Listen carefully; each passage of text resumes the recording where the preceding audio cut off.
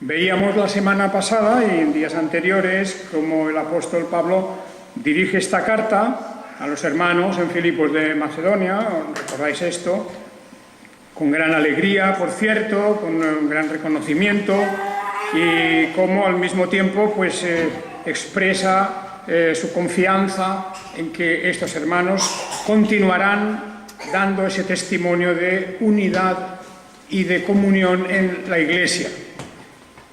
Las iglesias locales, las iglesias particulares, congregaciones, en todos los tiempos y en todos los lugares, tienen sus problemas, sus dificultades, porque no somos perfectos y siempre hay una disparidad o unas diferencias de muchos tipos en el carácter, en situaciones, en cultura y en muchas otras cosas dentro de cada comunidad. O sea que cada iglesia es un mundo. Pero a pesar de esa diversidad, a pesar de todas esas diferencias, hay algo que es fundamental e irrenunciable, y es la unidad de la Iglesia.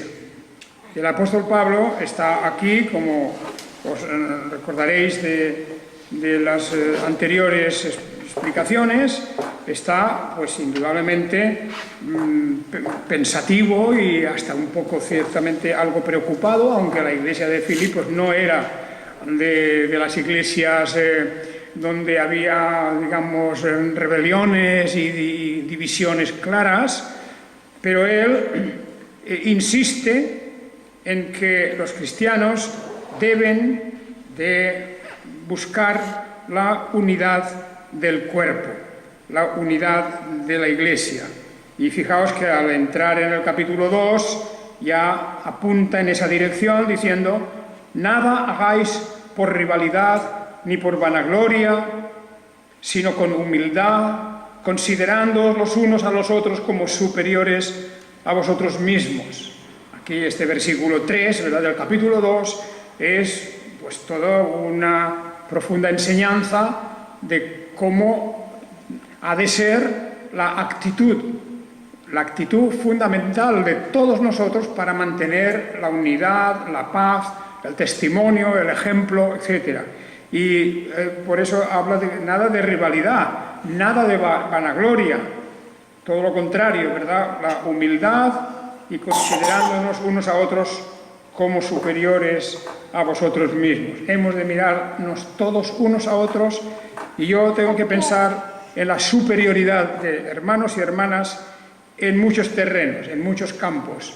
Y naturalmente no podemos abarcar todos los campos de la vida, del conocimiento, de la conducta, de toda la espiritualidad, pero todos tienen algo superior a uno mismo, todos.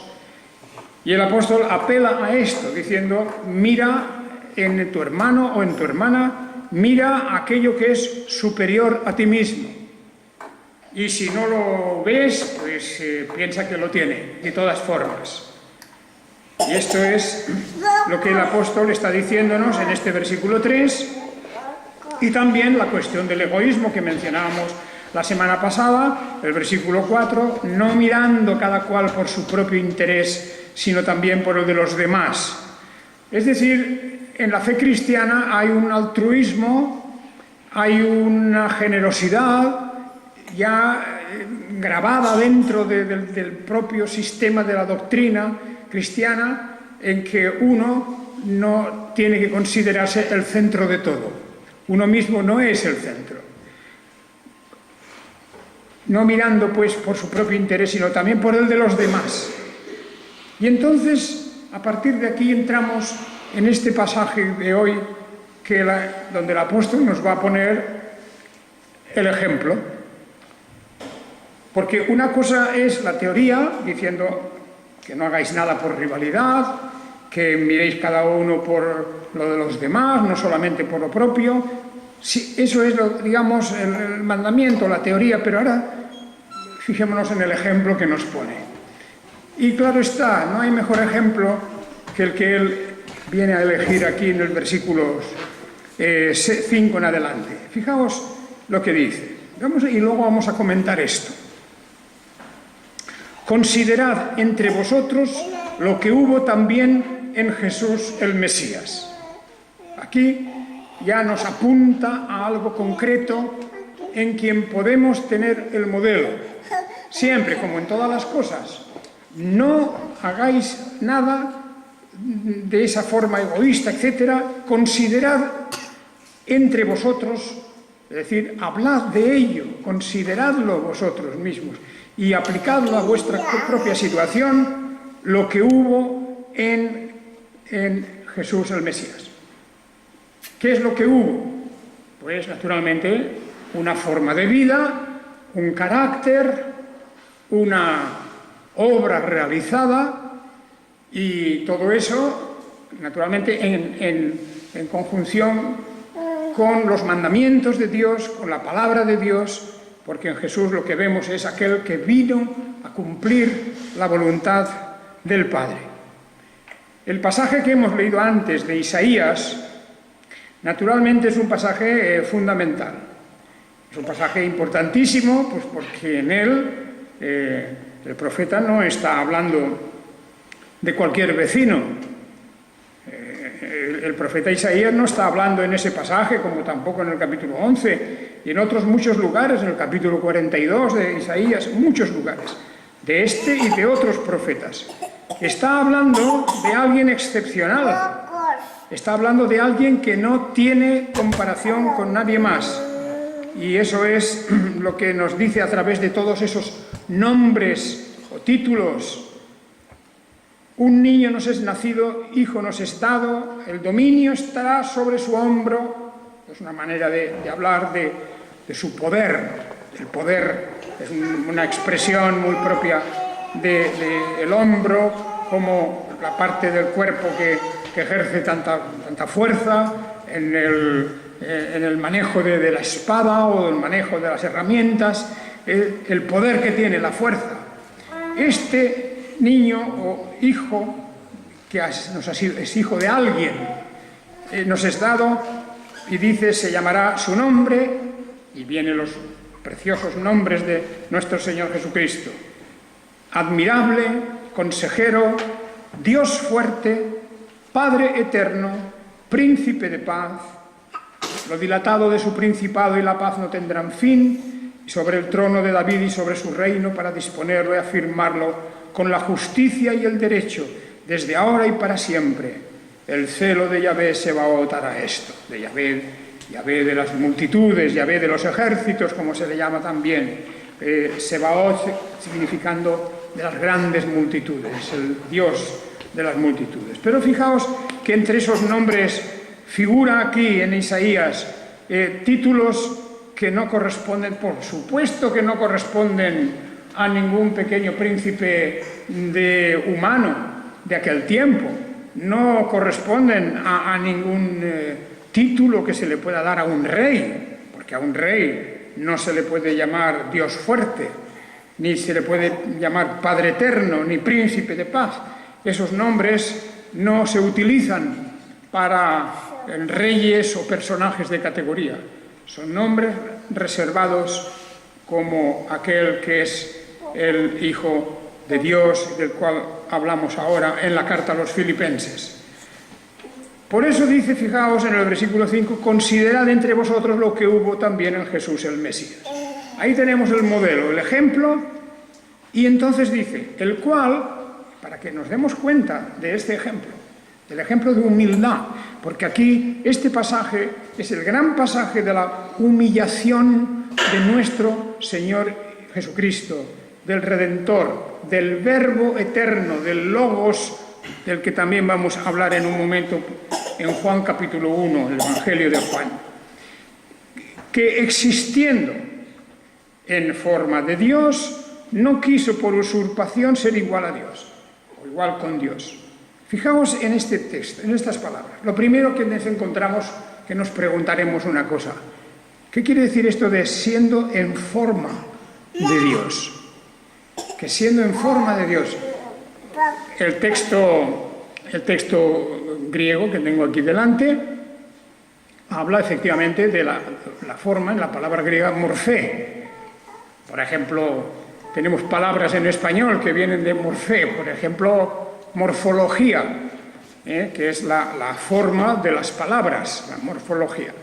Pues morfé, ¿qué quiere decir? Que él que existió en forma de Dios. Cuando oímos la palabra forma, nosotros hoy, en nuestra lengua, ¿verdad?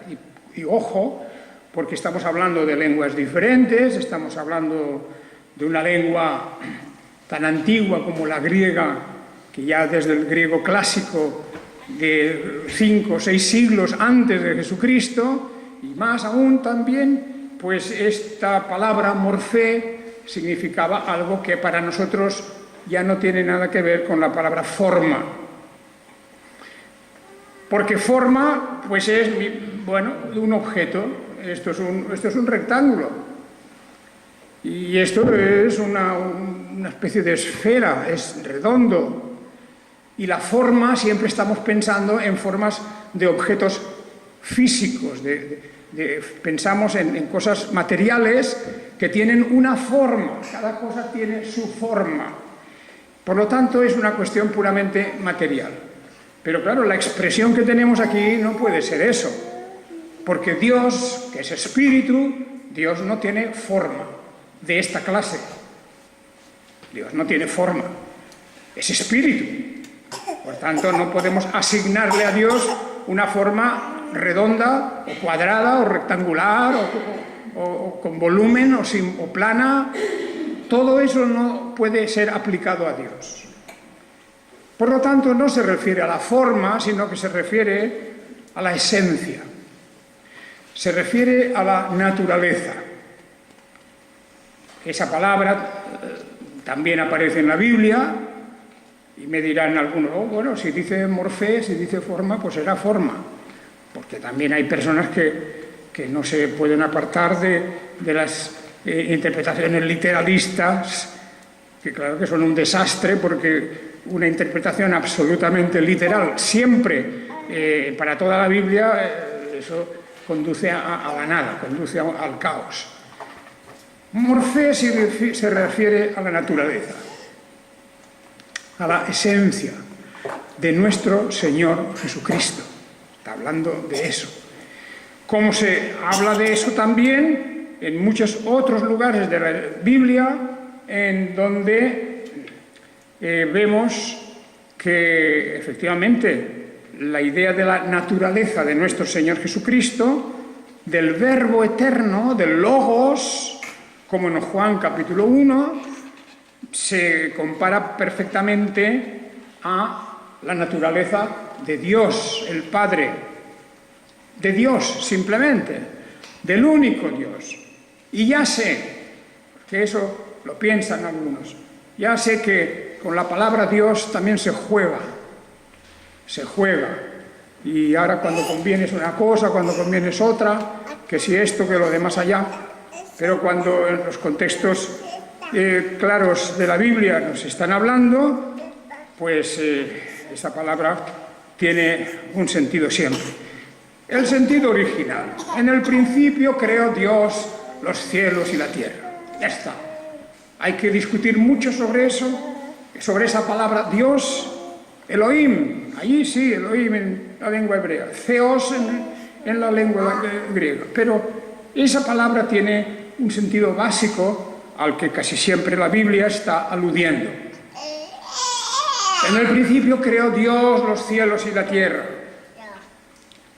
En el principio, dice Juan, el apóstol Juan, era el logos, la palabra, la razón, el verbo, como se le llama a veces también. Esto está hablando de alguien, está hablando de un ser real que existía ya en el principio. Es decir, de la preexistencia del logos. El logos, enseguida veremos que ese logos es Jesús. Y ese logos es Dios. Y sobre esto nos está diciendo la carta a los filipenses que tiene que haber en nosotros lo mismo que hubo en Jesús el Mesías. Jesús el Mesías, efectivamente, es un ser histórico, de naturaleza humana, pero también, como enseguida veremos, de naturaleza divina, porque morfé no significa forma física, significa naturaleza, esencia. En este pasaje y en otros lugares donde se puede encontrar, aunque no es una palabra abundante. Morfé, la esencia, el cual, estando o siendo en la forma, pero no es forma, es en la esencia de Dios, y así continúa, ¿verdad? No quiso por usurpación ser igual con Dios, y ahora explicaremos qué significa esto, sino que se despojó a sí mismo tomando forma de siervo, hecho semejante a los hombres. Pero aclaremos un poco más desde la perspectiva de Juan el Apóstol, que he mencionado hace un momento en el Evangelio de San Juan. Porque nos dice que ya en un principio existía el Logos. El principio es llevarnos a la eternidad. Es llevarnos a la eternidad. No hay fecha, no hay momento concreto. De eternidad a eternidad tú eres Dios. Y ese es el mensaje con respecto a nuestro Señor Jesucristo, que es el alfa y la omega, el principio y el fin. Y estamos hablando de ese principio que no está en el calendario, no está en la historia, no está en la existencia de la humanidad. Es un principio como el principio del mundo. No podemos ponerle fecha. En un principio el Logos estaba ante Dios. El Logos, fijaos, porque el Logos va a ser la manifestación humana de la divinidad. Eso es lo que nos va a decir enseguida. Estaba ante Dios, todas las cosas por Él fueron hechas, y sin Él nada de lo que ha sido hecho fue hecho. Claro, uno pregunta, pero bueno, ¿no es verdad que fue Dios quien creó las cosas? Dios. En el principio creó Dios los cielos y la tierra. Pero ahora nos dice aquí que todas las cosas por el Logos, por Él fueron hechas, y sin Él nada de lo que ha sido hecho fue hecho. De manera que el Logos, el verbo, que luego vemos que se trata de la persona misma de Jesús, ese Logos eterno, sin principio, el alfa y la omega, resulta que es también el creador. Es el creador. Nada de lo que ha sido hecho fue hecho. Sin Él. Sin Él, nada ha sido hecho. Es actor de la creación y de la existencia de todo. Mucho cuidado tengamos en una idea de Dios separada de nuestro Señor Jesucristo. Mucho cuidado tengamos en pensar en un Dios indefinido. Espíritu, sí, ciertamente lo es, pero como dice enseguida el apóstol Juan aquí, este verbo resulta que en un momento, dice el versículo 14, y el Logos se hizo carne. El Logos se hizo carne. Es decir, el Logos inicialmente es solo espíritu, porque es la divinidad que encierra al Padre y al Hijo y al Espíritu Santo, es un espíritu. Dios es espíritu. El Logos, que es Dios, y ahora nos lo dice, era inicialmente solamente espíritu. Y dice, y el Logos se hizo carne y habitó, como en una palabra que utiliza aquí la versión textual, tabernaculizó. O sea, se hizo carne y habitó entre nosotros, habitó como si fuera en un tabernáculo, en una tienda, como una tienda de campaña, como lo que era el tabernáculo. De manera que esa humanidad que él tuvo no era eterna, no existía antes, sino que la humanidad fue adquirida, la adquirió a través de María, a través de la obra del Espíritu Santo en María, cuando se anuncia la venida del nacimiento de Jesús, se habla de que el Espíritu te cubrirá, el Espíritu engendrará en ti un ser que será santo. Y así adquirió un cuerpo humano.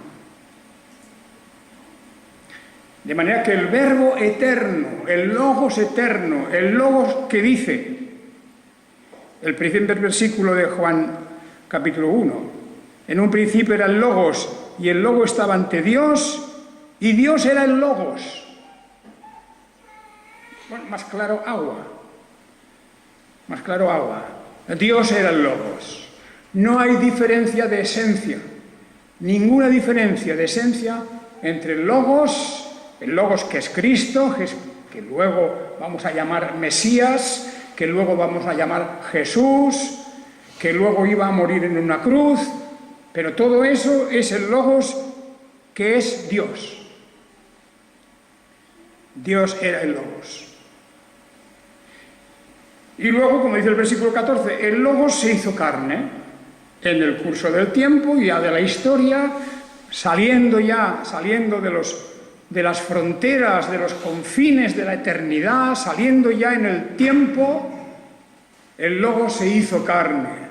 Carne quiere decir que tuvo cuerpo humano.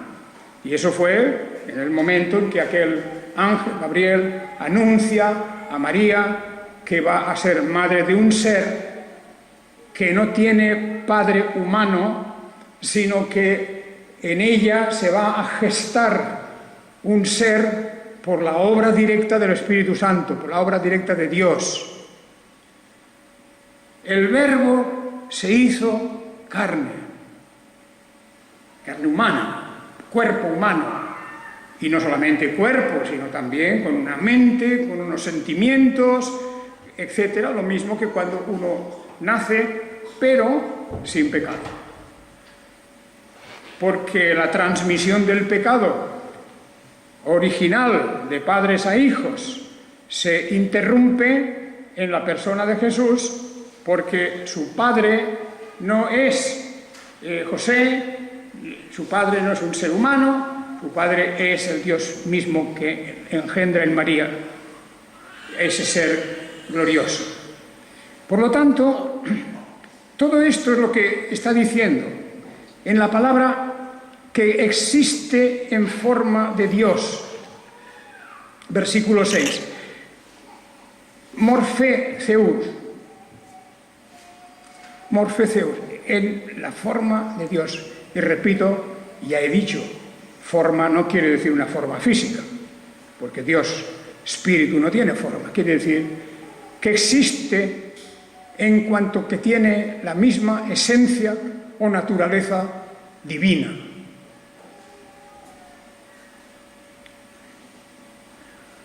Ahora podemos comprender enseguida por qué dice que Él, siendo de la misma naturaleza divina, no quiso, por usurpación, ser igual con Dios. ¿Qué quiere decir esta frase?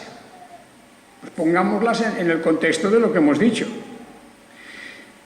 Que cuando en el curso del tiempo Dios decide realizar la obra redentora, la obra de salvación de la humanidad caída, cuando Dios decide eso, el Verbo se hizo carne. Y aquí ya hay una diferenciación con el Dios Espíritu. El Dios Espíritu, el Logos, se hizo carne.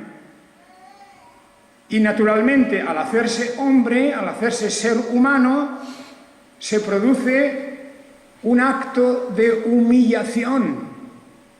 No quiso apoderarse de todos los atributos, es decir, no quiso venir a este mundo adornado de todos los atributos de la divinidad.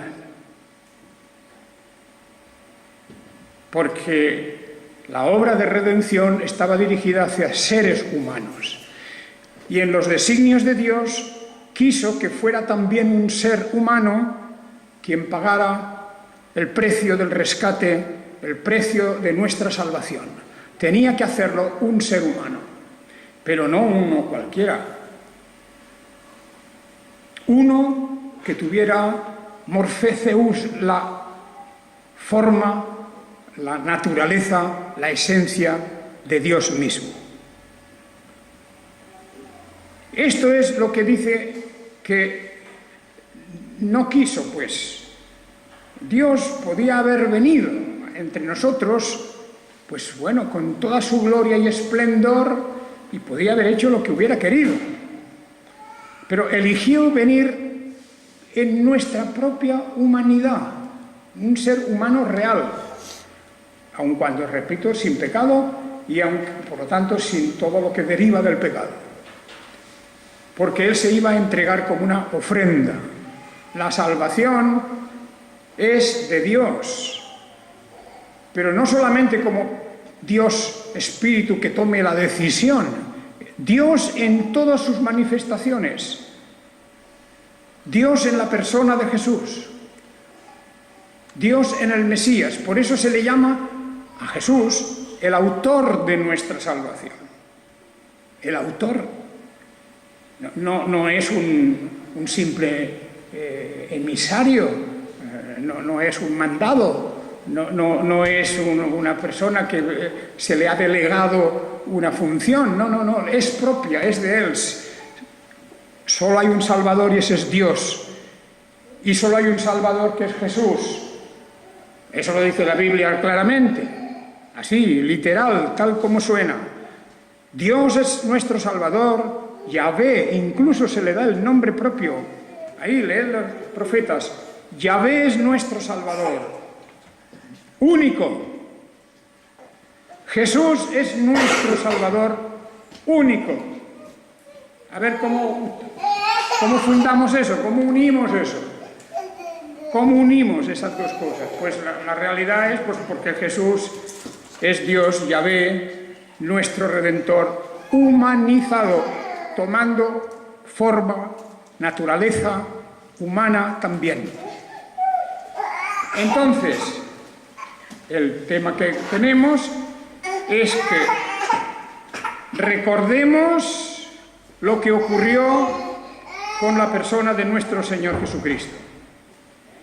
Preexistente, de eternidad, que cuando llegó el momento de realizar la obra redentora, no vino con toda la grandeza de la divinidad. No tomó aquello que en realidad le pertenecía, pero no lo tomó porque Él había decidido venir en la forma de un siervo. Y esto es lo que ocurre. Y por eso dice, no quiso por usurpación, porque en el momento en que había renunciado a esos grandiosos atributos, ya no le pertenecían en cuanto al uso. Y no se quiso presentar con la igualdad de Dios. Y por eso dice que no quiso ser igual a Dios. Pero porque dice que se despojó. Se despojó. Y hemos de pensar en el rey majestuoso, revestido de las ropas y emblemas de la realeza, que se despoja, se quita su manto glorioso de la divinidad y aparece entre nosotros no como Dios, aparece como hombre. Claro, y por eso vemos, hay momentos en los evangelios, en la vida de Jesús, cuando Jesús habla de tal manera que, claro, no puede ocultar la realidad. Por ejemplo, a sus discípulos les va a decir claramente: el que me ha visto a mí, ha visto al Padre. Porque le preguntaron, le pidieron: Señor, enséñanos al Padre, y eso basta. Pero ¿cómo va a enseñarles al Padre si el Padre es espíritu? Dios es espíritu, nadie ha visto a Dios. Pero Jesús dice: el que me ha visto a mí, ha visto al Padre. Porque el Padre y yo somos lo mismo. En cuanto a esencia, hay una diferencia de personalidad, que también en eso la Escritura evidentemente nos muestra al Padre de un modo, y al Hijo de un modo, y al Espíritu de otro modo, sin cambiar nunca la esencia, nunca jamás cambia la esencia. El Padre y yo somos una misma cosa. El que me ha visto a mí, ha visto al Padre. No busquéis más, en el sentido de que eso es lo que dice la Escritura, la palabra, pero no solo en esto, en otras muchas cosas. A lo mejor alguien piensa: bueno, pero también dice el apóstol Pedro, en su segunda carta, dice que nosotros somos participantes de la naturaleza divina. ¿Os acordáis? Segunda de Pedro 1:4. Somos participantes. Y alguien podría decir: bueno, también, y por eso también incluso la palabra dioses también es aplicable en un sentido a seres humanos o incluso a ángeles. Porque toda la creación racional, hombres y ángeles, humanos, seres humanos, hombres, mujeres, seres humanos y ángeles, participan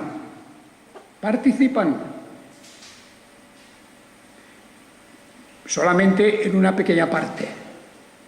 Participamos de la naturaleza divina, claro, porque cuando Dios crea al ser humano, creó a Adán, creó a Eva, Dios puso en ellos su espíritu. Y eso nos diferencia de todo el resto de la creación, de los animales, de todo tipo. Nosotros tenemos, esa es la gran enseñanza bíblica, nosotros tenemos una participación en la naturaleza divina. Y hermanos y hermanas, esto hace que ahora nos demos cuenta de lo que significa, como aquí dice el apóstol Pablo a los filipenses, como el modelo que tenemos que tener es este, de alguien que se despojó, que se quitó la grandeza para venir a vivir entre nosotros, nacer en un establo, criarse de una manera muy sencilla, y luego, en cuanto comenzó a manifestar su misión, él empezó a recibir por todas partes insultos, ofensas, amenazas, finalmente la muerte.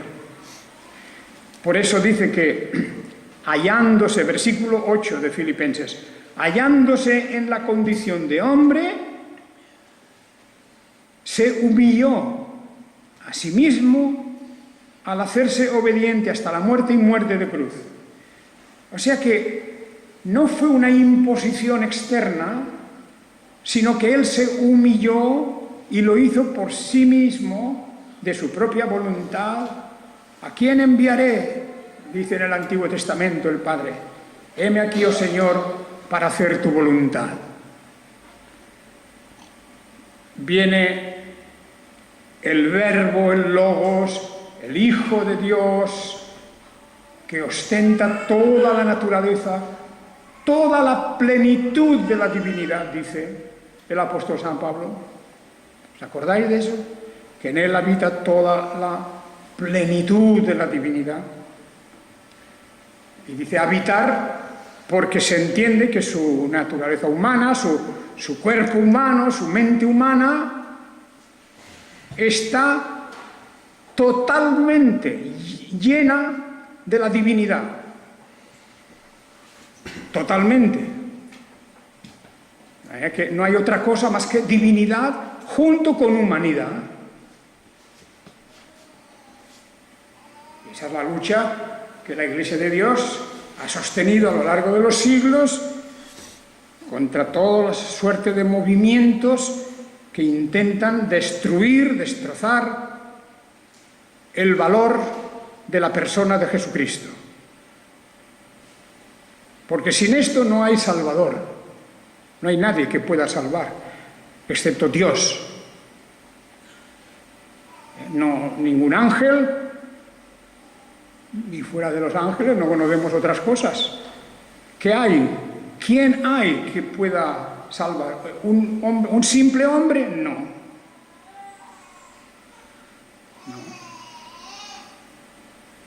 El Verbo se hizo carne, o sea que el Verbo es Dios. Se hizo carne y vino entre nosotros, y por ser esa naturaleza suya, humana y divina, su muerte, su sacrificio, su sangre derramada, aplaca la ira de Dios justa sobre el pecador. Y somos rescatados de la muerte cierta de condenación eterna por la obra de Jesús, el Mesías, igual a el Logos, que es Dios. Igual. Y eso es la grandeza de la fe cristiana. Y fuera de eso, sea lo que sea como se llame, no es cristianismo. Y fuera de eso, no hay redención. Fuera de eso, no hay salvación. Hallándose en la condición de hombre, se humilló a sí mismo al hacerse obediente hasta la muerte y muerte de cruz, por lo cual Dios, el Padre, Dios, también lo exaltó hasta lo sumo a la persona de Jesús. Estamos hablando al ser humano que totalmente lleno de la divinidad ha dado su vida por nosotros. Lo exaltó hasta lo sumo y le dio el nombre que es sobre todo nombre, para que en el nombre de Jesús se doble toda rodilla, lo adore,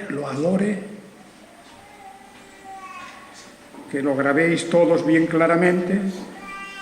A Jesucristo se le debe el culto de adoración, que se doble toda rodilla, que toda rodilla se incline y se hinque en tierra ante Él, de todo ser, de los que están en los cielos y en la tierra. Los ángeles han de adorarlo. Los humanos lo han de adorar. Toda la creación ha de postrarse ante Él. Y toda lengua confiese que Jesús, el Mesías, es el Señor. El Señor. Para gloria de Dios Padre. De aquel que en la eternidad, como Padre, como el Hijo y como el Espíritu Santo, en esa perfección trina, planean toda la obra de salvación, y cada uno tiene su misión en una sola naturaleza divina. Por eso hablamos de un solo Dios. Efectivamente, solo hay un Dios. O sea, solamente existe una naturaleza divina.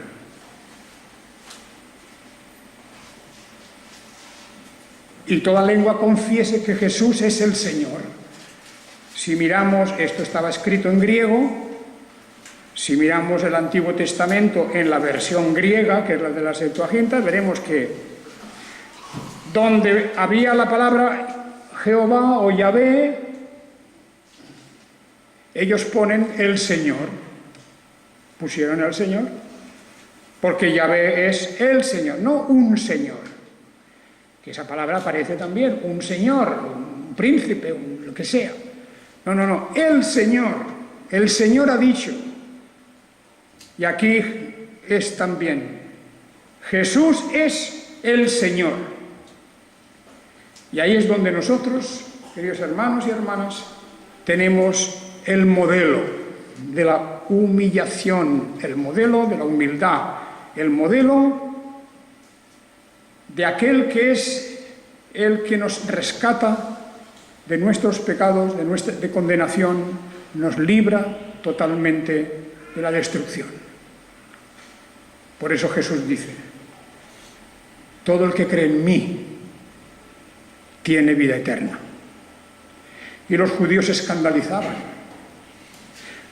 Se escandalizaban porque se hacía igual a Dios. Y eso lo entendían ellos perfectamente.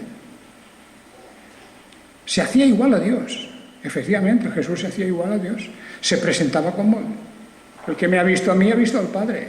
Como diciendo, no existe diferencia. Somos Dios en esas manifestaciones o personas en que desde la eternidad existimos. Y bien, aquí queremos dejar esta cuestión, hermanos y hermanas, pero es la motivación de la fe del cristianismo. Todas las herejías destructivas de la fe cristiana arrancan del error terrible de despojar a Jesús de su divinidad. Y desde luego no nos pueden presentar una explicación clara de nada, porque en fin, hay que escuchar o leer los antiguos, que simplemente, es curioso, son simplemente negativos o destructivos. Esto no, esto no, esto no, no pueden construir. Simplemente yo le pediría a muchos que me hicieran un comentario verdadero, comentario, de Juan capítulo 1, versículos del 1 al 14. Me gustaría leerlo, a ver de dónde se sacan cuando dice que el verbo es Dios, y lo es desde el principio, era Dios, ya era en el principio, y a ver cómo se tergiversa la Biblia para decir lo contrario, porque la realidad es esta. Hermanos y hermanas, de esto depende nada más y nada menos que la salvación, porque Jesús la atribuye a Él mismo, el que cree en mí, con todo lo que eso significa, ese tiene vida eterna. Que el Señor os bendiga. Amén.